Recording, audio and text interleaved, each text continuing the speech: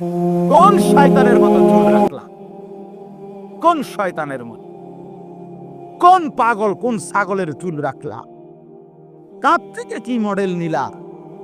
আগাও নাই, হোগাও নাই, পূব নাই, পশ্চিম নাই, উত্তর নাই, দক্ষিণ নাই।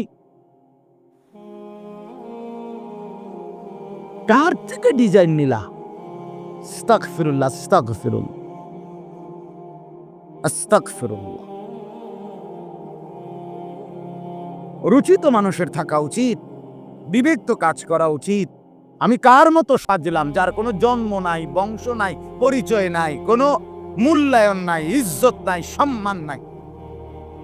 আমি তার মতো নিজের ড্রেস আপ করলাম, নিজেকে সাজিয়ে তুললাম, যার কোনো নাম নিশানা নাই।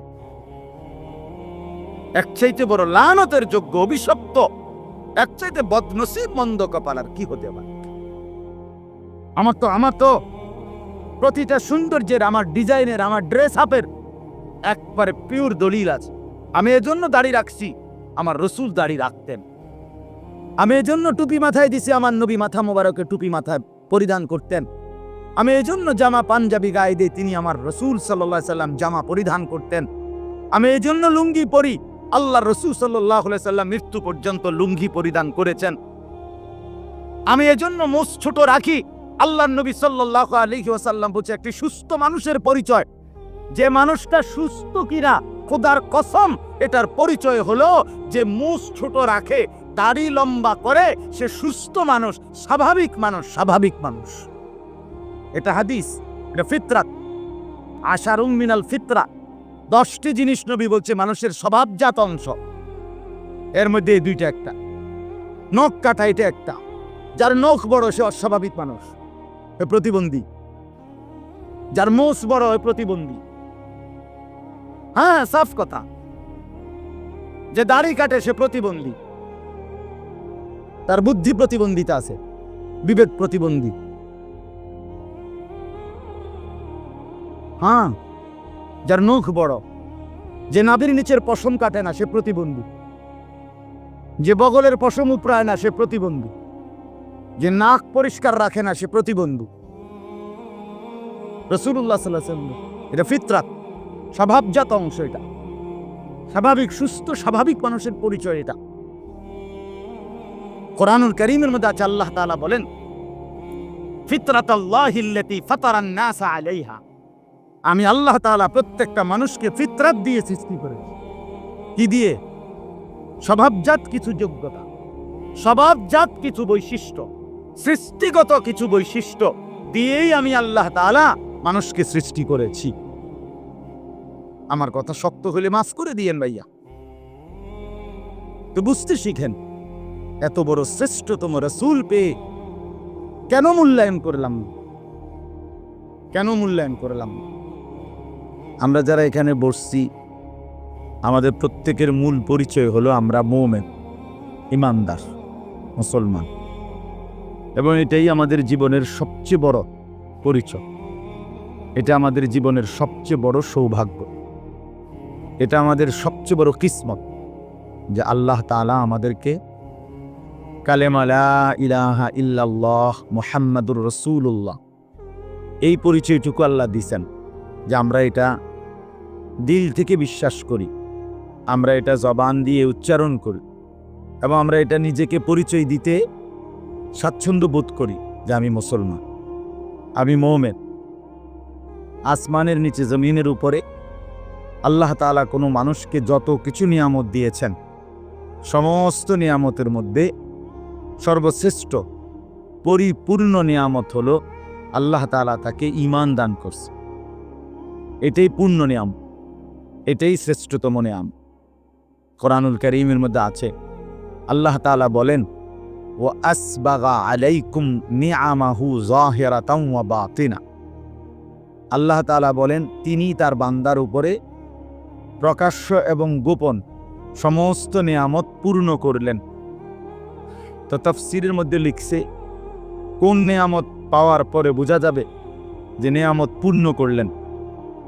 তো বিশ্ববিখ্যাত একজন মুফাসসির হযরত মুজাহিদ ইবনে জাবার রাহমাতুল্লাহি আলাইহি, তাবেঈ ছিলেন যিনি, মানে সাহাবীদেরকে দেখছেন, এমন বড় মাপের মুফাসসির তিনি বলছেন যে কোনো বান্দা আল্লাহ তাআলার নেয়ামত পূর্ণ পেয়েছে তখন কালেমা লা ইলাহা ইল্লাল্লাহর দৌলত পেয়েছে যখন এইটা যে পাইছে তাহলেই বলা হবে সেই পরিপূর্ণ নেয়ামত পেয়েছে। ঈমানবিহীন, কালেমাবিহীন কেউ যদি পৃথিবীটাকে 10-12 পায়, সে কিছুই পায়, সে উল্লেখ করার মতো কিছুই পায়। আর ঈমানকে পেয়ে সে যদি গোটা পৃথিবী কিছুই না পায়, সে কিছুই হারায়। আল্লাহকে পেয়ে সব না পেলেও কিছুই হারায় না, আল্লাহকে না পেয়ে সব পেলেও কিছুই পাওয়া হয়, কিছুই পাওয়া হয়। এজন্য আল্লাহ তাআলা সবচেয়ে বড় নিয়ামত দিয়েছেন ঈমান। এখন এই মুমিনের পরিচয় যে আমাদেরকে দিলেন, আমরা যে নিজেদেরকে মুসলমান পরিচয় দেই, এনে বাস্তবিক অর্থে এখানে আমাদের কোনো যোগ্যতা নাই, আমাদের কোনো তদবির নাই। আমরা আল্লাহ তাআলার দয়ায় এক ঈমানদার মায়ের ঘরে আমরা জন্ম নিয়েছি, এক ঈমানদার বাবার ঘরে আমরা জন্ম নিয়েছি। এটা শুধুই আল্লাহ তাআলার ইহসান। সেই বাচ্চাটা কেন হিন্দুর ঘরে জন্ম নিল আর আমি বা কেন মুসলমানের ঘরে জন্ম নিলাম?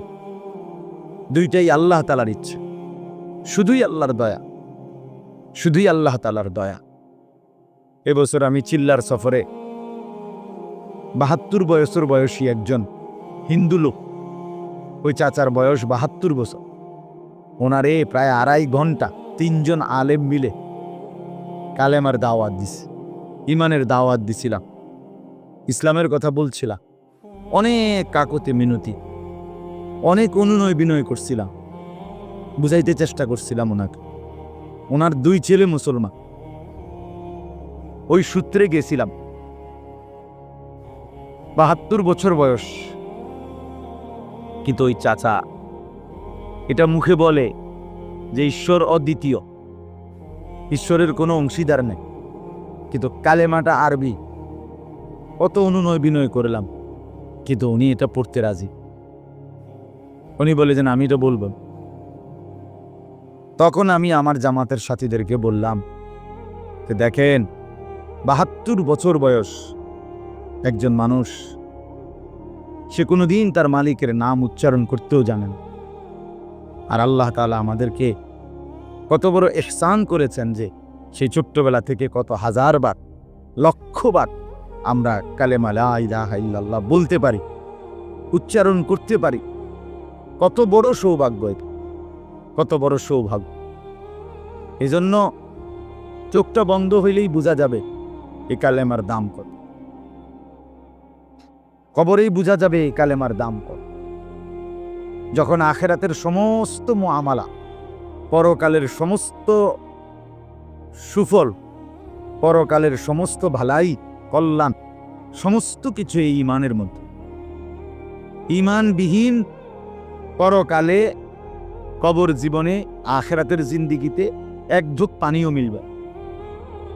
বেঈমানের কপালে এক ঢোক পানিও মিলবে, এক ঢোক পানিও, এক ঢোক পানিও মিলবে। সুখের এক ফোঁটা চিহ্নও মিলবে।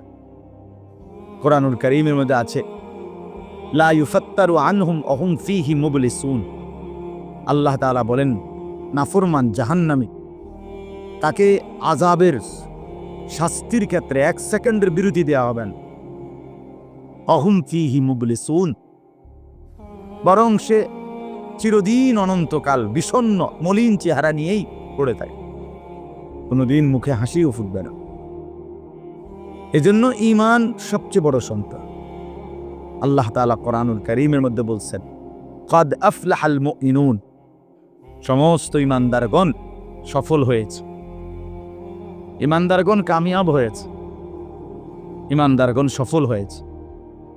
এজন্য যেটার ভিত্তিতে পরকালীন সফলতা, যেইটার ভিত্তিতে পরকালীন মুক্তি, যেইটার ভিত্তিতে পরকালীন জান্নাত, পরকালীন সুখ, সেই ঈমান আল্লাহ তাআলা আমাদেরকে দান করছেন। আমরা কালেমা লা ইলাহা ইল্লাল্লাহ উচ্চারণ করি, জবানে বলি, অন্তরে লালন করি, তো এবার এই আয়াতটা হলো, আমি যে আয়াতটা পড়েছি, আমরা তো প্রথমে এটা বুঝলাম যে আমাদের জীবনের সবচেয়ে বড় অর্জন, সম্পদ, নিয়ামত কি?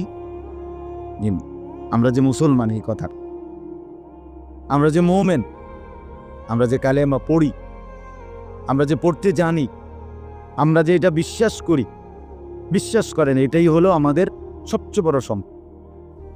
7 আসমান জমিন যদি এক পাল্লা রাখা হয়, তা ভরপুর যদি গুনাহ, আর এক পাশে যদি কালেমা লা ইলাহা ইল্লাল্লাহ বিশুদ্ধভাবে দিল থেকে ইখলাসের সাথে কেউ পড়ে, তো আল্লাহ তাআলা সেই ঈমানের কালেমা, এই কালেমাটা মিজানের পাল্লার একটা পাল্লিতে রাখবেন, আর 99টা খাতা গুনাহের এক পাল্লিতে রাখবেন। তখন দেখা যাবে ঈমানের এই ছোট্ট কাগজ টুকরা যেই পাল্লিতে রাখছে সেটাই ভারী হবে। ফাসাকুলাতিল বিতাকা ওয়া তাশাতিস সিজিল্লাত। নবী সাল্লাল্লাহু আলাইহি সাল্লাম বলেন, ঈমানের ছোট্ট কাগজটাই ভারী হবে, গুনাহের সবগুলো খাতা হালকা হবে। এই জন্য ভাই, আল্লাহ তাআলা আমাদেরকে সবচেয়ে বড় সম্পদ দিয়েছেন ঈমান।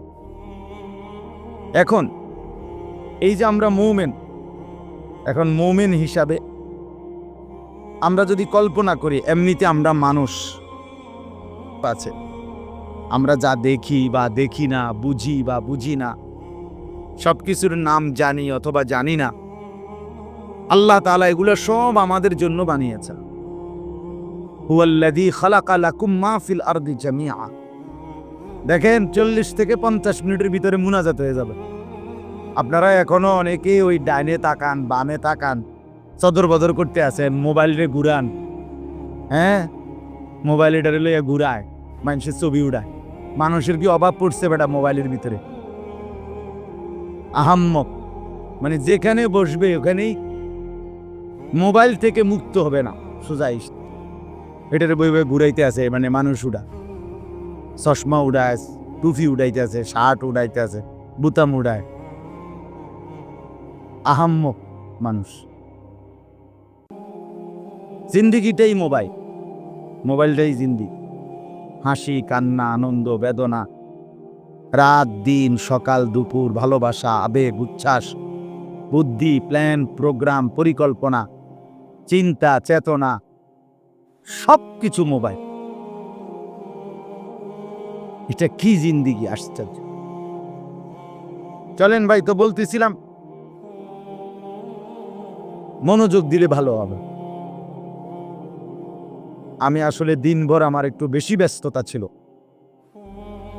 আমরা অনেকগুলো কাজ করতেছি। আমি জোহরের আগ থেকে শুরু করে, আমি আজ দুপুরের খানা খাইছি মাগরিবের পর, মাগরিবের নামাজ পড়ে তো খানা খাইছি দুপুরের ভাত, তারপরে আসছি এখানে। এই কারণে দেরি করা যাবে না। তো চলেন, তো আল্লাহ তাআলা এই চারদিকে যত নিয়ামত, আসমান, জমিন, চন্দ্র, সূর্য, গ্রহ, নক্ষত্র, আলো, বাতাস, রোদ, বৃষ্টি, ঘর, সংসার, স্ত্রী, পুত্র, পরিজন, টাকা পয়সা, বাজার, ব্যবসা, ক্ষেত, ফসল, কৃষি, এই সব কিছু আল্লাহ তাআলার দেওয়া নিয়ামত। আল্লাহই দিয়েছে। কে দিয়েছেন বাবা বলেন? আল্লাহই দিয়েছেন। ওয়াল্লাযী খালাকা লাকুম মা ফিল আরদি জামিআ। আল্লাহ তাআলা বলেন, তিনি আল্লাহ যিনি তোমাদের জন্যই জমিনের সব কিছু বানিয়েছেন। সুবহানাল্লাহ, সব বানিয়েছেন। সাখখারা লাকুম মা ফিস সামাওয়াতি ওয়াল আরদ। আল্লাহ তাআলা বলেন, আসমান ও জমিনের সব কিছু আল্লাহ তাআলা তোমাদের অধীনস্থ করে দিয়েছেন। আল্লাহই সাখখারা, তাসখীর মানে তোমাদের বশীভূত, তোমরা যাতে আয়ত্ত করতে পারো। আল্লাহ তাআলা যদি না করতেন তো তোমাদের বিমান শূন্যে উড়তো না। আল্লাহ তাআলা যদি পানিকে তোমাদের নিয়ন্ত্রণ করার ক্ষমতা না দিতেন তো তোমাদের জাহাজ পানিতে ভাসত না। আল্লাহ তাআলা বলেন, এটা আল্লাহই করেছেন, আল্লাহই করেছেন, আল্লাহই করেছেন। তো আল্লাহ তাআলা এই সমস্ত নিয়ামত যা আমাদেরকে দিয়েছেন, এই আয়াতের মধ্যে আল্লাহ তাআলা বলেন, বান্দা তোমরা যে মোমেন ইমানদার, আশেপাশের এই জগতের সব কিছু তো আমি সবাইয়ের জন্য দিছি। এগুলো তো আল্লাহ তাআলা ইমানদার, নাফরমান, অনুগত, অবাধ্য সবাইকেই আল্লাহ তাআলা এই পৃথিবীর সমস্ত নিয়ামত ভোগ করাচ্ছে না? কি বলে? তো তুমি যে মোমেন, তো তোমারে আলাদা কি দিলাম? আমি যদি প্রশ্ন করি, আল্লাহ আপনি আমারে আলাদা কি মূল্যায়ন করবেন? ভাত তো কাফের বেঈমানরও দিছেন, ভাত, তরকারি, বউ, বাচ্চা, ঘর, সংসার, চাল, ডাল, তেল, সাবান, এগুলো তো সবাইকে দিছেন। আমি ইমানদার হিসাবে আমাকে আলাদা কি দিলেন? এই আয়াতের মধ্যে আল্লাহ তাআলা বলেন, লাকাদ মান্নাল্লাহু আলাল মুমিনিনা, অবশ্যই আল্লাহ তাআলা সমস্ত মুমিনদের উপরে বিশেষ দয়া করেছেন, বিশেষ নিয়ামত দিয়েছেন। সেটা কি? সেটা কি? ভাতের থালা নাকি? কি বলেন? ভাত না, আল্লাহ তাআলা বলেন সেই বিশেষ নিয়ামত যেটা তিনি ইমানদারদেরকে দিয়েছেন সেটা হলো ইজ বাআসা ফীহিম রাসূলাম মিন আনফুসিহিম। আল্লাহ তাআলা বলেন, ইমানদাররা, তোমাদেরকে আমি সবচেয়ে বড় যে নিয়ামত বিশেষ দিয়েছি সেটা হলো আমার শ্রেষ্ঠতম কলিজার টুকরা, আমার আখিরি নবী, আমার রসূল তোমাদেরকে দিয়ে দিলাম। এইটা আমার বন্ধু দিলাম, আমার রসূল দিলাম। ইজ বাআসা ফীহিম, আল্লাহ তাআলা প্রেরণ করেছেন তাদের মাঝে মুমিনদের জন্য রাসূলাম মিন আনফুসিহিম, রাসূলকে। আল্লাহ তাআলা বলেন, আমার সবচেয়ে প্রিয়জন, আপনজন, আমার কলিজার টুকরা, আমার বন্ধু, আমার হাবিব, আমার মাহবুব, আমার রসূল, যাকে আমি সবার আগে সৃষ্টি করেছি, যাকে আমি রব্বুল আলামিন বড় বেশি আদর করে আমার কাছে রাখছি। সোয়া লাখ আম্বিয়া এবং সমস্ত নবীর উম্মতরা আমার বন্ধুকে চেয়েছে, আমি কাউকে দেই নাই। শেষ পর্যন্ত তোমরা আমার আখেরি বান্দা, তোমাদেরকে আমার রসূল, আমার বন্ধু, আমার প্রিয়কে তোমাদের জন্য দিয়ে দিয়েছি। ইদ বাআসা ফীহিম রাসূলাম মিন আনফুসিহিম। এজন্যই পৃথিবীতে আমরা ইমানদাররা ইমানের পরে সবচেয়ে বড় যে সম্পদ আমরা পেয়েছি, এমনকি ইমানের দৌলতটাও আমরা যার মাধ্যমে সন্ধান পেয়েছি, তিনি আমাদের রসূল মুহাম্মদুর রাসূলুল্লাহ সাল্লাল্লাহু আলাইহি ওয়াসাল্লাম। সাল্লাল্লাহু আলাইহি ওয়াসাল্লাম আল্লাহ তাআলা আমাদেরকে দান করেছেন, দিয়েছেন তো সবার জন্য, কিন্তু চিনেছি আমরাই উচ্চারণ করি মুহাম্মদুর রাসূলুল্লাহ, আমরা উচ্চারণ করি ওয়া আশহাদু আন্না মুহাম্মাদান আবদুহু ওয়া রাসূল। আমরা এটা বলি, আমরা এটা বিশ্বাস করি, আমরা এই রাসূলকে গ্রহণ করেছি, আমরা এই বন্ধুকে গ্রহণ করেছি আমাদের আল্লাহর পক্ষ থেকে। আল্লাহ তাআলা বলেন, এই যে তোমরা রাসূলকে নিলা, তোমাদের জন্য দিলাম, এটাই তোমাদের উপরে বিশেষ নিয়ামত। সুবহান, বিশেষ নিয়ামত। রাসূল পেলাম, আখিরি নবীকে আমরা পেলাম। আল্লাহ তাআলা সবচেয়ে বড় নিয়ামত আমাদেরকে দিয়েছেন। এবার আল্লাহ তাআলা বলেন যে, হে ইমানদার বান্দা, তাহলে তুমি প্রথম বুঝলা যে আমি আল্লাহ ইমানদারের উপরে সবচেয়ে বড় যেই নিয়ামতটি দিলাম সেটা হলো আমার রসূল দিলাম, আমার বন্ধুকে দিলাম, আমার প্রিয়কে দিলাম। এখন প্রশ্ন হলো, কেন দিলাম? আমি রসূলকে কেন দিলাম তোমাদের জন্য? তো কোরআনুল কারীমের মধ্যে এই আয়াতটা, মানে এই আয়াতের বক্তব্যটা যা, এটা 4 জায়গায় আছে। কোরআন শরীফে 4 বার এই একই কথা আল্লাহ বলছে যে কেন আমি রসূল পাঠাইলাম, কেন এই সবচেয়ে প্রিয় বন্ধুকে তোমাদের জন্য দিলাম, কেন? তোমরা সবাই তার নামে যখনই সুযোগ পাইবা জিলাপি খাইবা, এই জন্য দিলাম। তোমরা আমার এই বন্ধুর নামে যখনই মন চায় বিরিয়ানি খাবা, খিচুড়ি খাইবা, আর 2 আন করে জিলাপি লেবা সবাই, এই জন্য রসূল দিস। এত বড় শ্রেষ্ঠতম রসূল দিল, জিলাপি খাওয়ানো। কি পরিমাণ দুর্ভাগ্য বলেন, কি পরিমাণ বদনসিব যে এত বড় শ্রেষ্ঠতম রাসূল পেয়ে আমরা তাকে মূল্যায়ন করলাম। আমাদের মূল্যায়নটা হলো এই যে আমরা তার নামে দুই একটা সিহুলি কইয়া আমরা কিছু বিরিয়ানি কিছু খিচুড়ি খেলাম। অফ, কত বড় মহান রাসূলকে আমাদের মূল্যায়ন। কোরআনুল কারীমের মধ্যে আছে, আল্লাহ তাআলা বলেন, কুল ইয়া আইয়ুহান নাস ইন্নী রাসূলুল্লাহি ইলাইকুম জামিআ।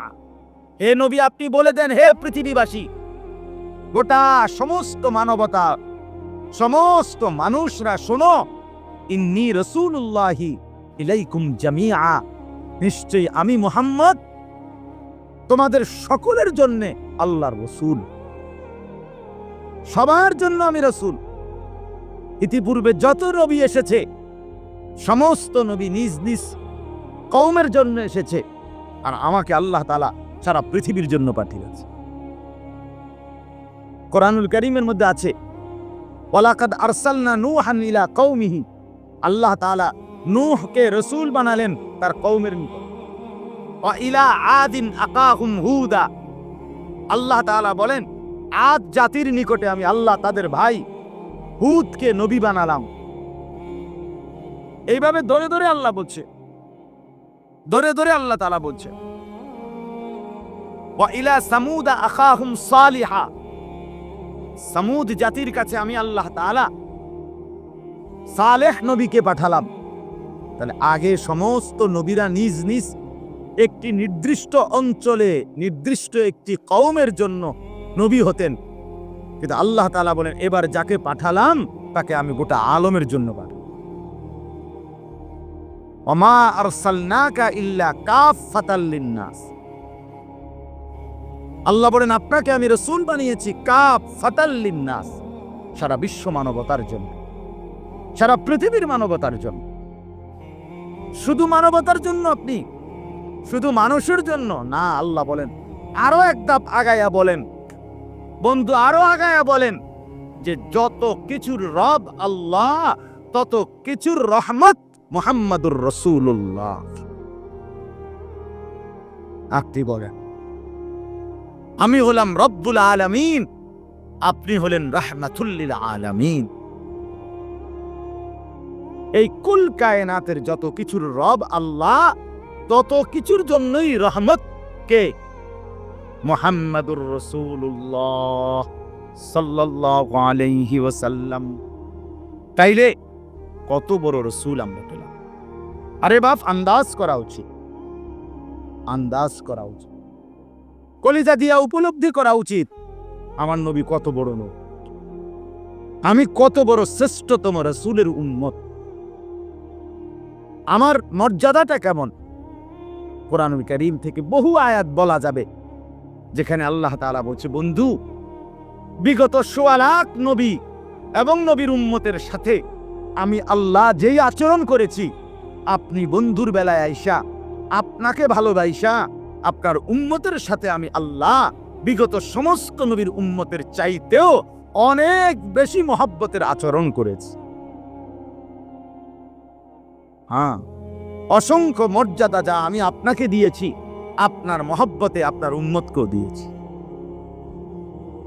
অসংখ্য নিয়ামত যা অন্য নবী তার নিজের এবং উম্মতের জন্য আমার কাছে চাইয়া দোয়া কইরা মাইগা চাইয়া নিছেন, আমি আপনার ভালোবাসায় আপনি এবং আপনার উম্মতের জন্য সেই একই নিয়ামত না চাইতে এমনি দিয়ে দিস, এমনি দিয়ে দিস, এমনিতেই দিয়ে দিয়েছি। এজন্য প্রথম কথা এটা বোঝা উচিত, লাকাদ মান্নাল্লাহু আলাল মুমিনিনা ইয বাআসা ফীহিম রাসূলাম মিন আনফুসিহিম। আল্লাহ তাআলা বলেন, মুমিনদের উপরে আমি আল্লাহর সবচেয়ে বড় নিয়ামত, ইহসান, অনুগ্রহ, দয়া, দান, যা আমার রাসূল আমি তাদেরকে দিলাম, আমার নবীকে দিলাম, আমি আমার সবচেয়ে প্রিয় বন্ধুকে দিলাম। এখানে একটা শব্দ আছে মান্নাল্লাহু, মান্নুন, মিম নুনের উপরে তাসদীদ, মিম নুন জবর মান, নু জবর না, মান্নাল্লাহু। এই মান্নুন অর্থ হলো দয়া, অনুগ্রহ, দান। কিন্তু আরবিতে এক নিয়ম হলো, আরবি ভাষায় তাফসীর আছে, মান্নুন বলা হয় এমন দানকে, এমন দয়াকে, যেটা ছোটখাটো জ্যানতেন কোনো দয়া নয়, বরং এমন দয়া যেটা খুঁটা দেওয়ার মতো, উল্লেখ করার মতো, চোখে পড়ার মতো, চোখে পড়ার মতো, সামান্য কিছু না। তো আল্লাহ তাআলা বললেন, লাকাদ মান্নাল্লাহু আলাল মুমিনিন, আমি মুমিনদের উপরে দয়া করলাম, দান করলাম, এমন শব্দ ব্যবহার করছে আল্লাহ। অর্থাৎ যে এই দয়াটা আমার এমন দয়া যেটা উল্লেখ করার মতো, যেটা খোঁটা দেওয়ার মতো, যে বেটা তোদেরকে আমি আমার শ্রেষ্ঠতম রাসূল দিয়েছিলাম। এই জন্য আমার বড় ভয় হয় বাবা, হাসরের ময়দানে আল্লাহ তাআলা বলবে, নাফরমান, তুই জানোস না আমি তোরে কত বড় নিয়ামত দিছিলাম,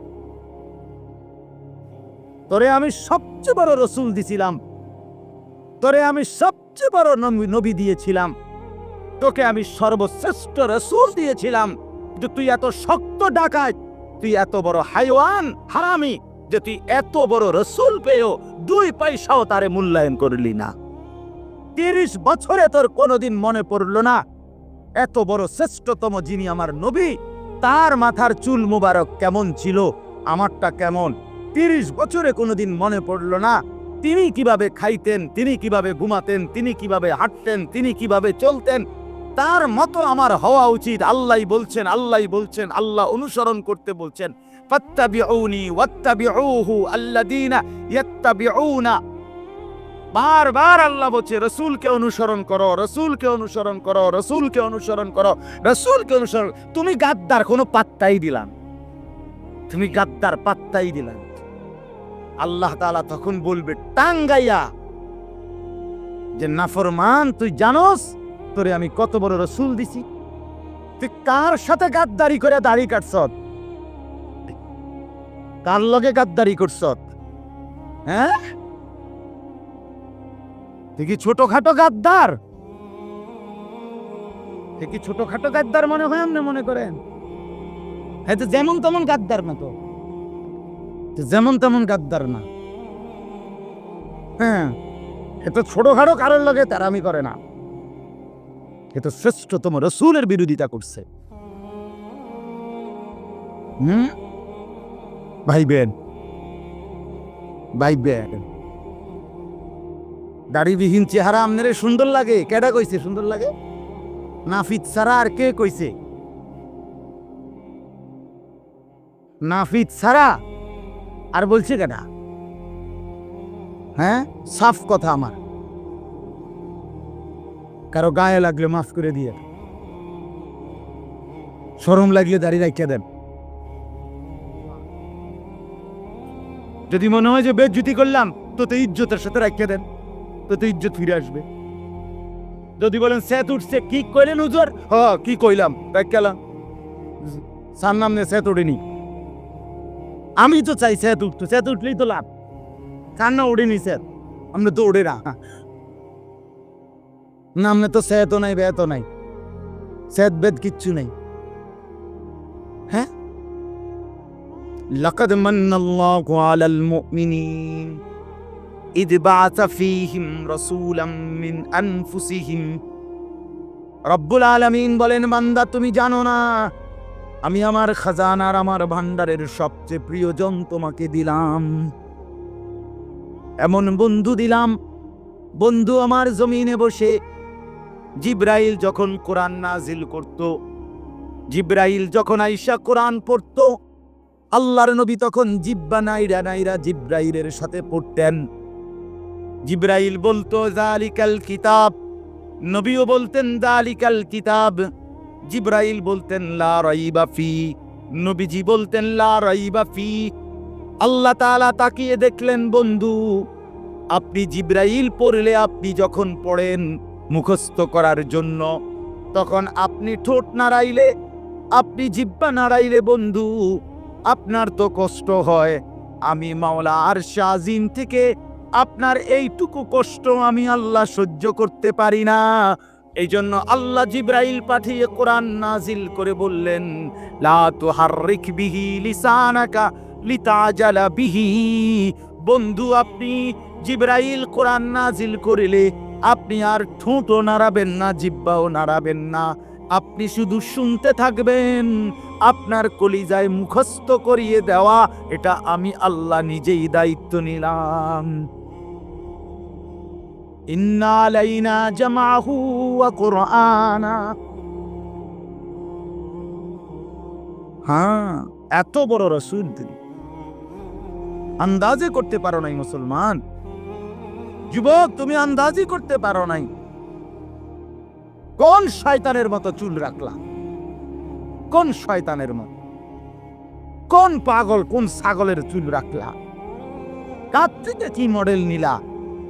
আগাও নাই, হোগাও নাই, পূব নাই, পশ্চিম নাই, উত্তর নাই, দক্ষিণ নাই। কার থেকে ডিজাইন নিলা? আস্তাগফিরুল্লাহ, আস্তাগফিরুল্লাহ, আস্তাগফিরুল্লাহ। রুচি তো মানুষের থাকা উচিত, বিবেক তো কাজ করা উচিত। আমি কার মতো সাজলাম, যার কোনো জন্ম নাই, বংশ নাই, পরিচয় নাই, কোনো মূল্যায়ন নাই, ইজ্জত নাই, সম্মান নাই। আমি তার মতো নিজের ড্রেস আপ করলাম, নিজেকে সাজিয়ে তুললাম, যার কোনো নাম নিশানা নাই। এর চাইতে বড় লানতের যোগ্য, অভিশপ্ত, এর চাইতে বদনসিব, মন্দ কপাল আর কি হতে পারে? আমার তো প্রতিটা সৌন্দর্যের, আমার ডিজাইনের, আমার ড্রেস আপের একবারে পিওর দলিল আছে। আমি এজন্য দাড়ি রাখছি, আমার রসুল দাড়ি রাখতেন। আমি এজন্য টুপি মাথায় দিছি, আমার নবী মাথা মোবারকে টুপি মাথায় পরিধান করতেন। আমি এজন্য জামা পাঞ্জাবি গায়ে দিই, তিনি আমার রসুল সাল্লাল্লাহু আলাইহি সাল্লাম জামা পরিধান করতেন। আমি এজন্য লুঙ্গি পরি, আল্লাহ রসুল সাল্লাল্লাহু আলাইহি সাল্লাম মৃত্যু পর্যন্ত লুঙ্গি পরিধান করেছেন।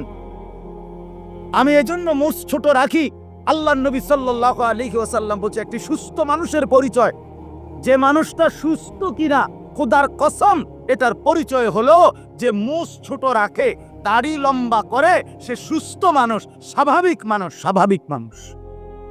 এটা হাদিস, এটা ফিতরাত, আশারুম মিনাল ফিতরা। 10টি জিনিস নবী বলছে মানুষের স্বভাবজাত অংশ, এর মধ্যে দুইটা একটা। নখ কাটা এটা একটা, যার নখ বড় সে অস্বাভাবিক মানুষ, প্রতিবন্ধী। যার মোষ বড় হয় প্রতিবন্ধী। হ্যাঁ, সাফ কথা।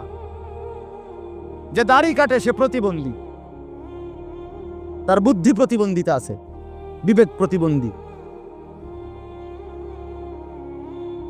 হ্যাঁ, যার নখ বড়, যে নাভির নিচের পশম কাটে না সে প্রতিবন্ধী, যে বগলের পশম উপড়ায় না সে প্রতিবন্ধী, যে নাক পরিষ্কার রাখে না সে প্রতিবন্ধী।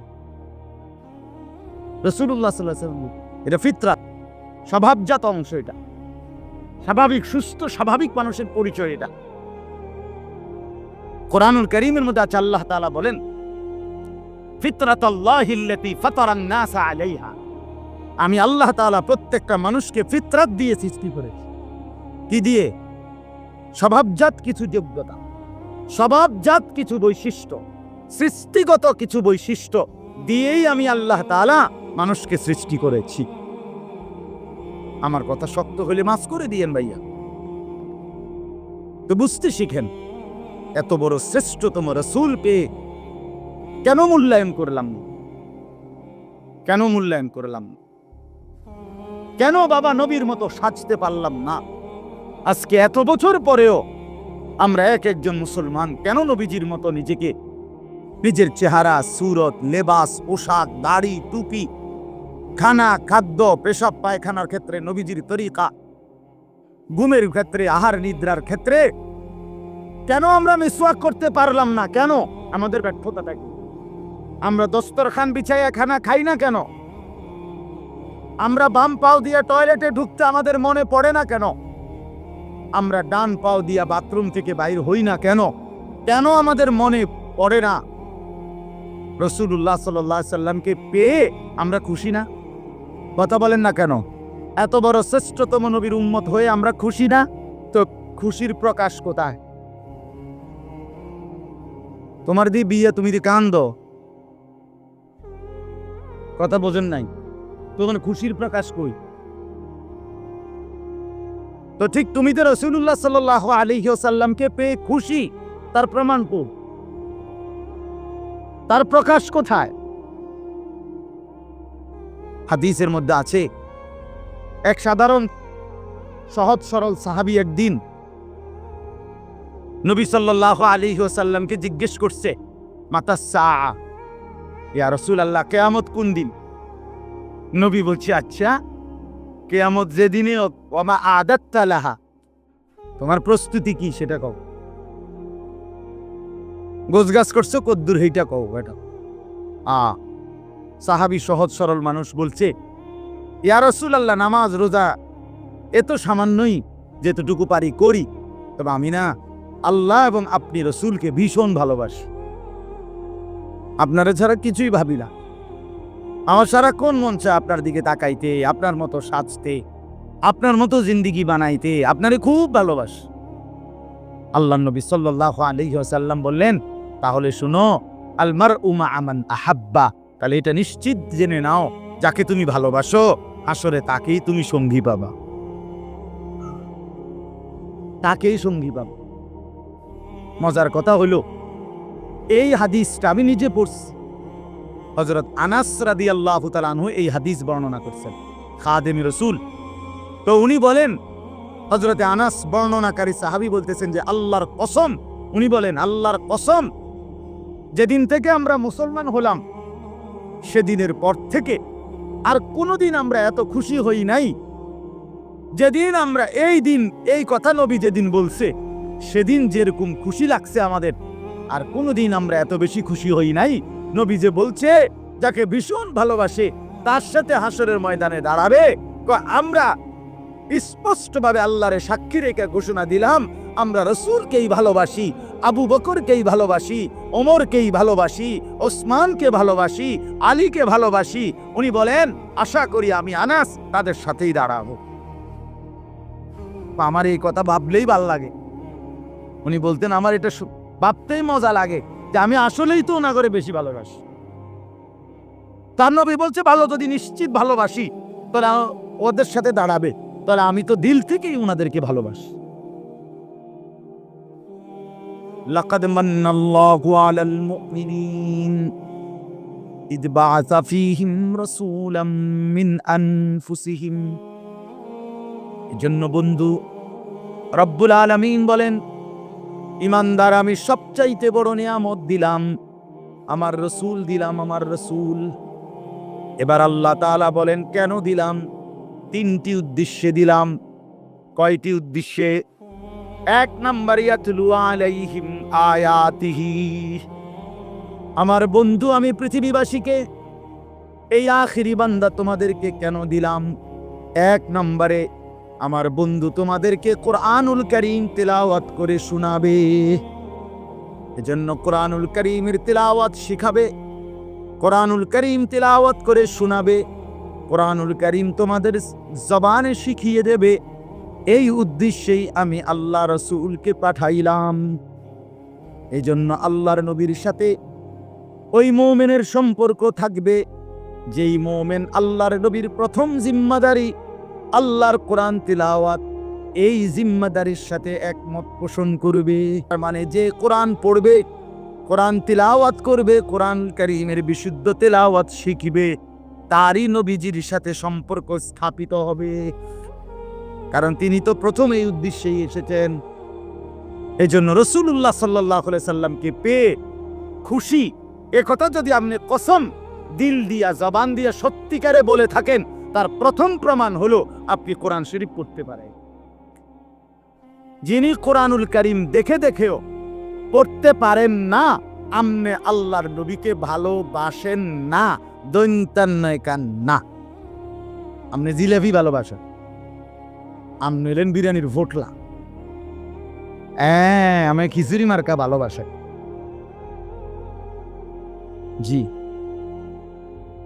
লাইসা ফি জাওফিহি শাইউন মিনাল কুরআন কাল বাইতিল খারিব। নবী সাল্লাল্লাহু আলাইহি সাল্লাম বলছে যার কলিজার ভিতরে কোরআন নাই, আল্লাহ নবী বলছেন ওইটা একটা বিরান ঘর, আলগা ঘর, সারা বাড়ি, যেই বাড়িতে মানুষ থাকে না, কুকুর বিড়াল সাপ বিচ্ছু ইন্দুর কেচ্ছা এগুলা থাকে, ওনে মানুষ থাকে না। এজন্য যেই দিলে কোরআন নাই, যে মানুষটা আল্লাহর কোরআন পড়তে পারে না, ওইটা আলগা ঘর, আলগা বাড়ি। তার অন্তর হইল আলগা বাড়ি, যেখানে মানুষ থাকে না, যেখানে কীট পতঙ্গ জীব জন্তু থাকে। নবীজি বলছেন আপনি সিদ্ধান্ত নেন, আপনার অন্তর মানুষের অন্তর নাকি বিরান ঘর সারা বাড়ি, আমনি ফয়সালা। এই জন্য 1 নাম্বার জিম্মাদারি ইয়াতলু আলাইহিম আয়াতিহি, কোরআনুল কারীমের তেলাওয়াত। তাহলে নবীজি পৃথিবীতে আগমনের প্রথম উদ্দেশ্য কি? কোরআনুল কারীমের তেলাওয়াত। বলেন না কি? আবার বলেন কি? কোরআন শিখেন, কোরআন পড়েন, নিজেও বাচ্চাকেও, নিজেও মেয়েকেও, ঘরের সবাইকে আপনি নিজেও আল্লাহর কোরআন শিখতে চেষ্টা করেন।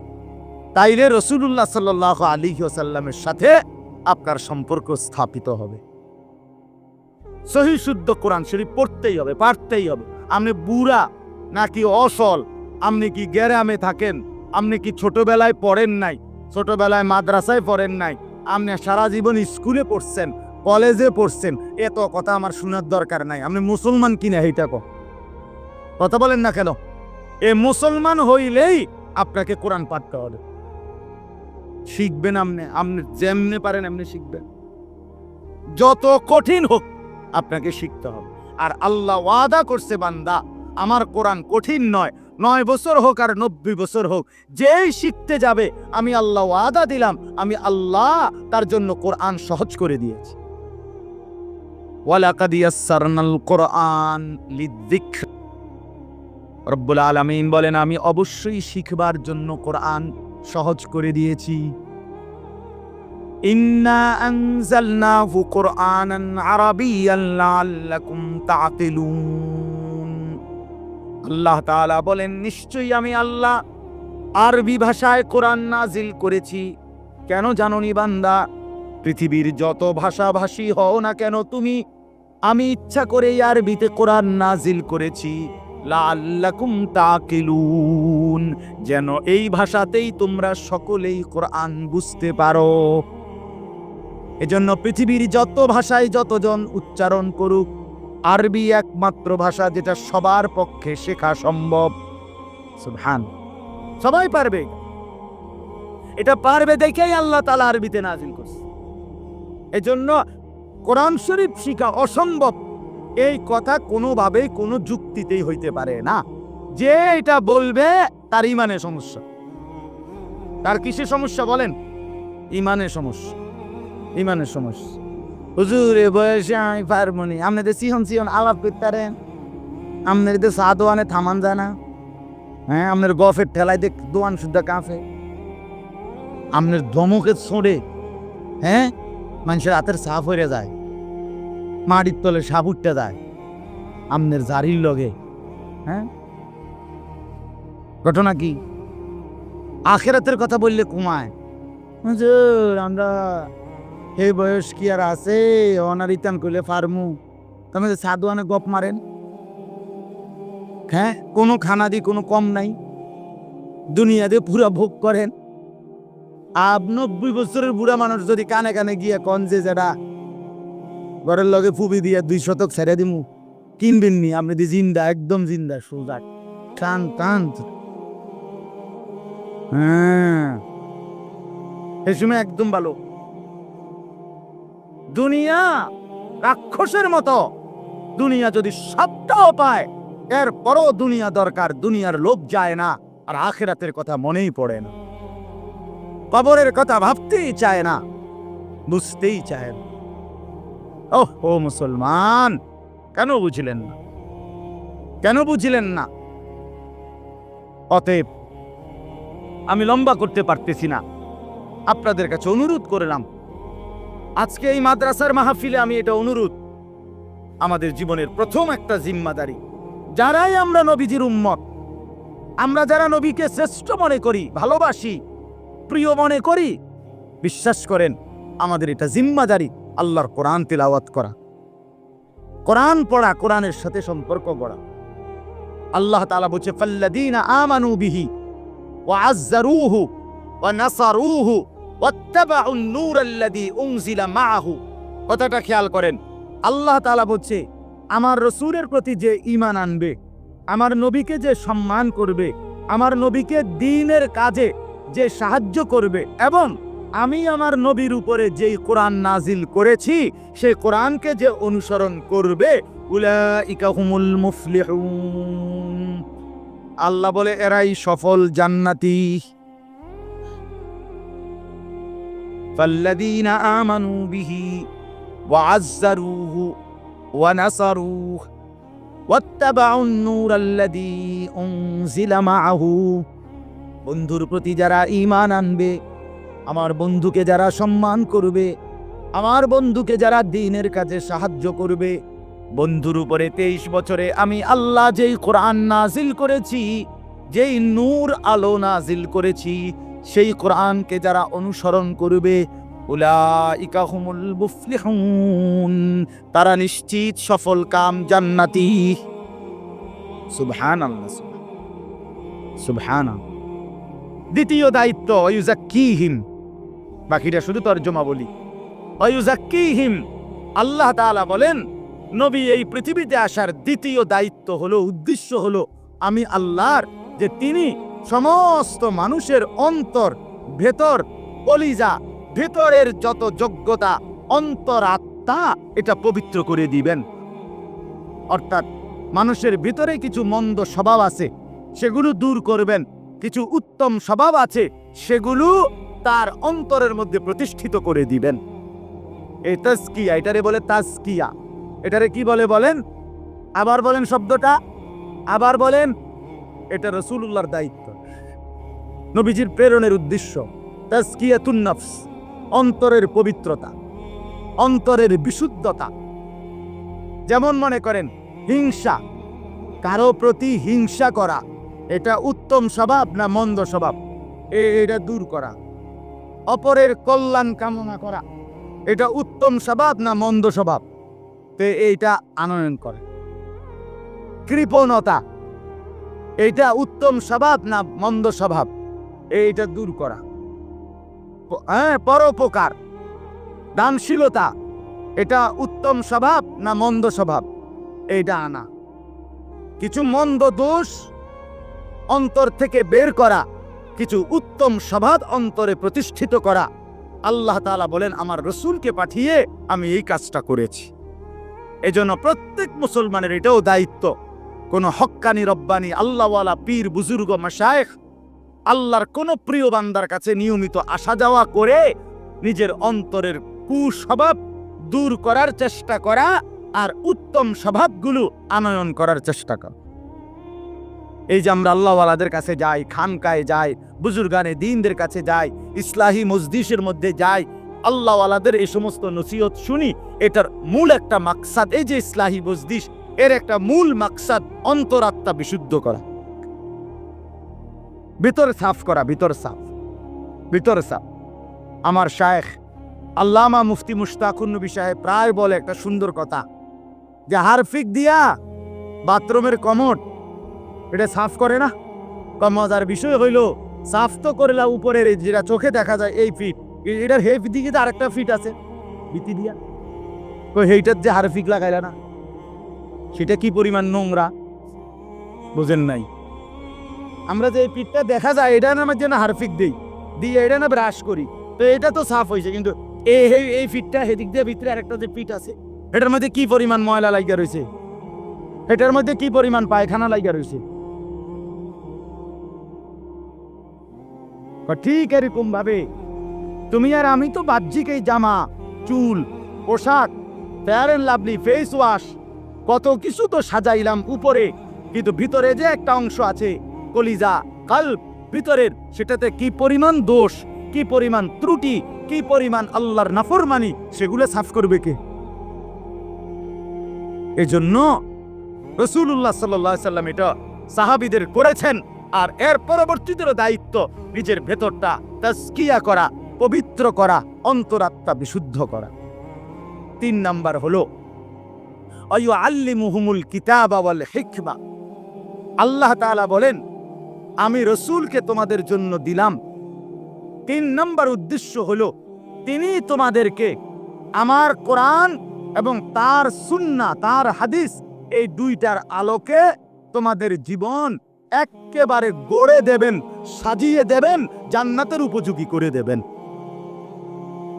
কি খাবা, কেমনে খাবা, কখন খাবা, হাঁটা উঠা, বসা, চলা ফেরা, হাসি কান্না, বাজার ব্যবসা, আচরণ উচ্চারণ, ঘর সংসার, পরিবার, স্ত্রী, একাকী, প্রকাশ্য, দেশ জাতি, রাজনীতি, রাষ্ট্র পরিচালনা, সর্বকিছুতে আল্লাহ তাআলা বলেন, আমি আমার রসুলের মাধ্যমে কোরআন এবং সুন্নাহর তালিম, কোরআন এবং সুন্নাহর নমুনা, কোরআন এবং সুন্নাহর বাস্তব শিক্ষা আমি আমার রসুলের মাধ্যমে দিয়ে দিয়েছি। সেটা গ্রহণ করবা, দুনিয়াও সুন্দর, আখিরাতও সুন্দর, আখিরাতও সুন্দর। এই 3 উদ্দেশ্য। আমাদের নবী সাল্লাল্লাহু আলাইহি সাল্লামকে আল্লাহ তাআলা পৃথিবীতে পাঠিয়েছেন কয় উদ্দেশ্যে? 1 নাম্বার কোরআনুল কারীমের তেলাওয়াত, বলেন। 2 নাম্বার অন্তর বিশুদ্ধ করা। 3 নাম্বার কোরআন সুন্নাহ অনুযায়ী পুরা জিন্দেগি গড়ে তোলা। না মাথা লাইলে তোরা মুখে কইতে হবে মিয়া বটে। কোরআন সুন্নাহ অনুযায়ী পুরা জিন্দেগি গড়ে তোলা। বলেন 1 নাম্বার কোরআনুল কারীমের তেলাওয়াত, অন্তর বিশুদ্ধ করা, কোরআন এবং সুন্নাহ অনুযায়ী পুরা জিন্দেগি গড়ে তোলা। এই 3 উদ্দেশ্যে নবী আসছে। এই 3 উদ্দেশ্যে কি আসছেন? জিলেফির লেগা বিরিয়ানি খাওয়াইতো না, বিরিয়ানি মাকসাদ। এই 3 উদ্দেশ্য: জীবন গঠন, ঘর গঠন, ব্যক্তি জীবন, পারিবারিক জীবন, সামাজিক জীবন, রাষ্ট্রীয় জীবন, সর্বকিছুতে নবী কথা বলছেন কিনা? কথা বলেন না কেন? রাসূলুল্লাহ সাল্লাল্লাহু আলাইহি সাল্লাম বলেন নাই, শিখান নাই, বুঝাইয়া দেন নাই, নিয়ম বলেন নাই, এমন খাত কোনটা আছে? এমন কিছু একটাও। তারাকতুকুম মুহাজ্জাতান বাইদা, নবীজি বলেন দবদবে আলোকিত দিনের উপরে আমি রেখে গেলাম তোমাদেরকে। লাইলুহা কানাহারিহা, তোমাদের রাতও দিনের মতো বরাবর করে দিলাম। রাত গভীরের মাসআলা সেটাও বলেছি, দিনের আলোর মাসআলা সেটাও বলেছি, ঘরের একাকী জিন্দেগির মাসআলা তাও বলেছি, একেবারে দেশ জাতি রাষ্ট্রের মাসআলা তাও আমি নবী বলেছি। সব বলেছেন, সব বলেছেন, কিছু বাদ দেন নাই। আনা লাকুম মিসলাল ওয়ালিদ ওয়া আল্লিমুকুম কুল্লা শাই, নবীজি বলেন আমি তোমাদের পিতার মতো, এই জন্য আমি তোমাদেরকে সব কিছু শেখাবো। এই জন্য বাথরুমে কেমনে বইবে, টয়লেট বাথরুমে কোন পায়ের উপরে ভর দিয়া বসবে, কয়টা ঢিলা ব্যবহার করবে, এটা পর্যন্ত উম্মতকে শিখাইছেন কিনা? কয় নিঃশ্বাসে পানি পান করবে, 3 নিঃশ্বাসে 3 ঢোকে, এইটা পর্যন্ত উম্মতের শিখাইছে। উম্মতের নিঃশ্বাসটা পর্যন্ত ঠিক করে দিছেন, উম্মতের হাঁটা চলা উঠা বসা ঠিক করে দিছেন। অথচ দুর্ভাগা উম্মত সবার সবকিছুর দিকে তাকায়া থাকে, কিন্তু নিজের নবী, নিজের প্রিয় রসুলের সুন্নাতের দিকে তাকায় না। আফসোসের ব্যাপার, আফসোসের ব্যাপার। আল্লাহ তাআলা আমাদেরকে বুঝার তৌফিক দান করে। আল্লাহ তাআলা বলেন, অতএব তোমরা যারা মুমিন, তোমাদের জীবনের উদ্দেশ্য হবে 3টা: কোরআনুল কারীমের তেলাওয়াত, অন্তরকে বিশুদ্ধ করা, কোরআন সুন্নাহর আলোকে জীবন গড়া। নয়তো ওয়া ইন কানু মিন ক্বাবলু লাফি যালালিম মুবিন, এটা বিহীন তোমরা স্পষ্ট গোমরা, পথভ্রষ্ট। সাফ শেষ। কোরআনুল কারীমের তেলাওয়াত যার জীবনে নাই সে পথভ্রষ্ট। অন্তর যার পবিত্র করার ফিকির নাই সে পথভ্রষ্ট। কোরআন এবং সুন্নাহর আলোকে নিজের জীবন গড়ার চিন্তা যার নাই সে পথভ্রষ্ট, গোমরা মানুষ। এজন্য নিজের জীবন গঠন করেন, নিজের কদর করেন। কাজে লাগাইলেও দুনিয়া শেষ হয়ে যাবে, কাজে না লাগাইলেও হায়াত শেষ হয়ে যাবে। আল্লাহ তাআলা আমাদের প্রত্যেককে রাসূলুল্লাহ সাল্লাল্লাহু আলাইহি ওয়াসাল্লামের মতো শ্রেষ্ঠতম নিয়ামত পেয়ে নবীর উদ্দেশ্য অর্জন করার তৌফিক দান করেন। আল্লাহ তাআলা আমাদের সবাইকে কবুল করেন।